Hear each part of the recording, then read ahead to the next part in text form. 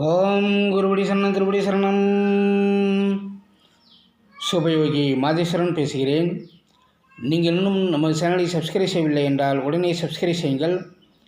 பக்கத்தில் உள்ள bell button அழுத்தி வாருங்கள் வீடியோக்கள் போகலாம். ஓம் சனீஸ்வர பகவான் திருவடிகள் போற்றி. கருணையுடன் எங்களுக்கு நல்ல ஆசை வழங்கி இன்றும் இன்றும் நாங்கள் பார்ப்போம்னு பெறுவோம். நல்ல எண்ணத்துடன் எங்களை பார்ப்போம்னு பெறுவோம். தொழில் வளம் பெற்று அதிக வருமானம் பெற்று உடல் ஆரோக்கியம் பெற்று குடும்பம் ஒற்றுமையாக மகிழ்ச்சியாமல் அருள் புரிவாய். ஓம் சனீஸ்வர பகவான் திருவடியில் போற்றி போற்றி. மேசராசி அன்பர்களே, 29/3/2025 பங்குனி மாதம் 15ஆம் நாள் இரவு 11 மணி அளவில் புரட்டாதி நட்சத்திரம் 4ஆம் பாதம் மீனராசிக்கு சனி பகவான் பயிற்சியாகிறார். மேசராசிக்கு 29/3/2005 முதல் 7ரை நாட்டு சனி ஆரம்பம். 7ரை நாட்டு சனி வந்துவிட்டது என்று பயப்பட வேண்டாம், கலங்க வேண்டாம். ஒரு வழி தடை என்றால் மறுவழி உண்டு. ஆகையால் காலத்துக்கு தகுந்ததை போல உத்தியை பயன்படுத்தி பாதகத்திலிருந்து பாதுகாப்பாக பயணம் செய்யுங்கள். இனி 7ரை நாட்டு சனியின் தாக்கம் எப்படி இருக்கும் என்று பார்ப்போம். உங்கள் மேசராசிக்கு சனி பகவான் தொழில் லாபஸ்தானாதிபதி ஆவார். அவர் விரயஸ்தானத்திற்கு வந்திருக்கிறார். விரயஸ்தானத்திலிருந்து தன குடும்ப வாக்குஸ்தானத்தை பார்க்கிறார். அதேபோல வேலை, சர்வீஸ், கடன், பகை, நோய் இந்த ஸ்தானத்தையும் சனி பகவான் பார்க்கிறார். அதேபோல உங்கள் பாக்கியஸ்தானத்தையும் சனி பகவான் பார்க்கிறார். ஆகையால் சனி பகவான் நிற்கும் இடம், பார்க்கும் இடம் எப்படி இருக்கும் என்றால், தனக்குடும்ப வாக்குஸ்தானத்தை பார்ப்பதால் முதலில் சொன்ன சொல் காப்பாற்ற முடியாத வாக்கை கெடுப்பார். நீங்கள் யாருக்காவது இந்த தேதிக்கு வாங்கல் கொடுக்கிறேன் என்றாலும், இந்த தேதிக்கு நான் வருகிறேன் என்றாலும், சொன்ன நேரத்துக்கு தேதிக்கு நீங்கள் நடந்து கொள்ள முடியாது. ஆகையால் உங்கள் பேச்சை இனி யாரும் நம்ப மாட்டார்கள். பொய்க்காரன் என்று பெயர் எடுப்பீர்கள். அதேபோல வேலையை முடித்து கூலிக்கு காத்திருக்க வேண்டும். முழு கூலியும் கிடைக்காது. அப்பொழுது உழைப்புக்கேற்ற ஊதியம் கிடைக்காததால் மன உளைச்சல் அதிகரிக்கும். குடும்பத்தில் போதிய வருமானம் இல்லாத காரணத்தால் வீண் குழப்பம், சண்டை சச்சரவு தான் ஏற்படும். இவ்வளவு நாள் உழைத்து கொண்டு வந்து போட்டோம், ஆனால் யாருக்கும் நன்றி இல்லையே என்று மனம் பாசம் இல்லாதவர்களுக்கு இனி நாம் ஏன் உழைத்து போட வேண்டும் என்று தன் சுயநல எண்ணம் மேலோங்கும். அதேபோல அரசு உத்தியோகத்தில், அதுவும் நேரடி மக்கள் தொடர்பில் இருக்கும் அதிகாரிகள் மிகவும் எச்சரிக்கையாக பணியாற்ற வேண்டும். வேலையில் சஸ்பெண்ட் அல்லது பணி இடமாற்றம், கௌரவ பங்கம் கட்டாயம் ஏற்படும். அதேபோல வீட்டு நகைகள் அடமானம் போகும்.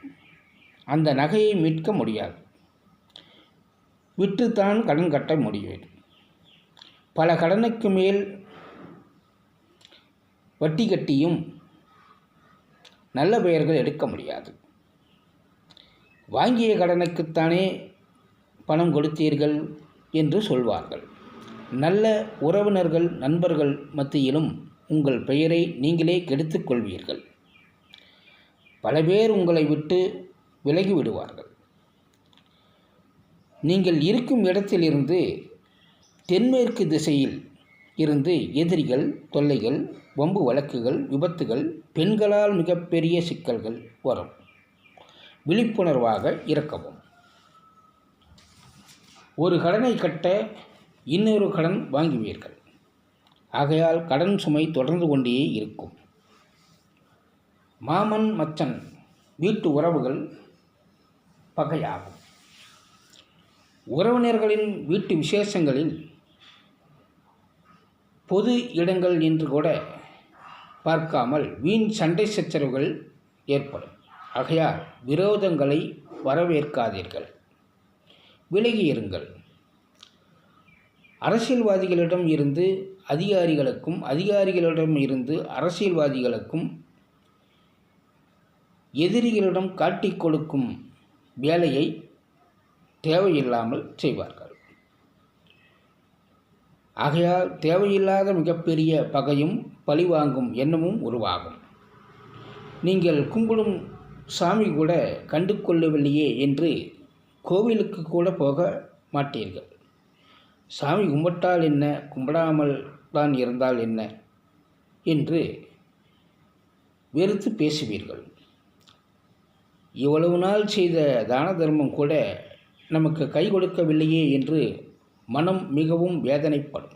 ஆகையால் இப்படி பல காரணங்களால் 7.5 நாட்டு சனி தொல்லைகள் கொடுக்கும். இந்த பாதிப்பிலிருந்து தப்பிக்க, பாதுகாக்க என்ன செய்யலாம் என்றால், முதலில் நீங்கள் வாயடங்கணும். எந்த காரியத்திலும் நீங்கள் முன் நிற்கக்கூடாது. யாரிடமும் வாக்குவாதம் செய்யக்கூடாது. வீண் பேச்சு, வெட்டி பேச்சு, பொழுதுபோக்கான இடங்களில் உங்கள் பேச்சு அறவே கூடாது. ஆகையால் முதலில் நீங்கள் வாயடக்கம் வேண்டும். அதேபோல உண்ணும் உணவு விஷயத்தில் மிகவும் கவனம் தேவை. கண்ட கண்ட உணவால் வாய்க்கு ருசியாக இருக்குது என்று உண்ணாதீர்கள். அது மிகப்பெரிய நோயை கொடுத்து விடும். வாய் வயிறு கட்டுப்பாடுகள் மிகவும் தேவை. மூலநோய் உள்ளவர்களுக்கு கட்டாயம் அறுவை சிகிச்சை செய்ய வேண்டி இருக்கும். ஆகையால் உணவில் கவனம் தேவை. எதையும் அடகு வைத்து மீட்டு விடலாம் என்று, அதாவது நகை, வீடு, நிலம் இப்படி எதுவாக இருந்தாலும் அதை விற்று பிரச்சனைகளை தீர்த்து கொள்ளுங்கள். அடகு வைக்காதீர்கள், மீட்க முடியாது. வாதநோய் உள்ளவர்களுக்கு கால், பாதம், தொடை நரம்பு, சியாட்டிகா நரம்பு வியாதிகள் உள்ளவர்களுக்கு, முடக்குவாத நோயால் அவதிப்படுபவர்களுக்கு உங்களால் முடிந்த மருத்துவ உதவிகள் செய்யுங்கள்.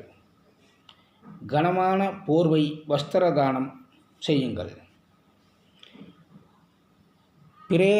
பிரதோஷம் அன்று தொடர்ந்து வழிபாடுகள் செய்யுங்கள். அனாதையாக இறந்து போனவர்களின் உடலை இறுதி சடங்கு செய்ய